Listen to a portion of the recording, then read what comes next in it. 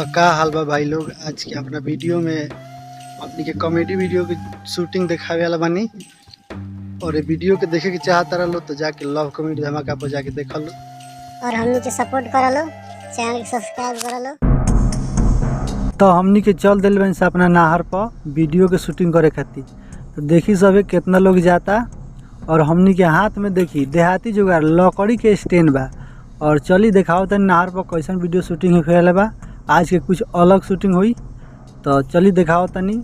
और पीछे से हमारे कैमरामैन और गुंडा के सीन लेने वाले हैं, देखिए छाता ओढ़ कर आ रहे हैं। तो चलिए दिखाते हैं कैसा शूटिंग हो रहा है।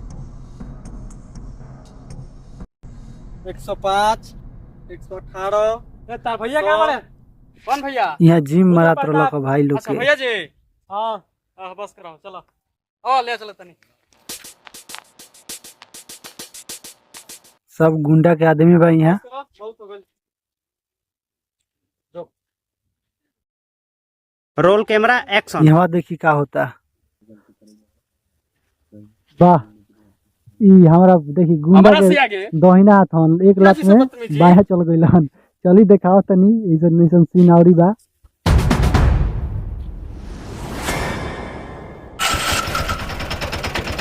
तो यहाँ देख सकता रहो भाई लोग हमनी के देसी फॉर्च्यूनर यहाँ के गुंडा मतलब फॉर्च्यूनर पर बैठल बा। कितना बढ़िया लागत देखे में। अब बहुत लोग देखी हाथ में डंडा लाठी लेके खेला खेलता।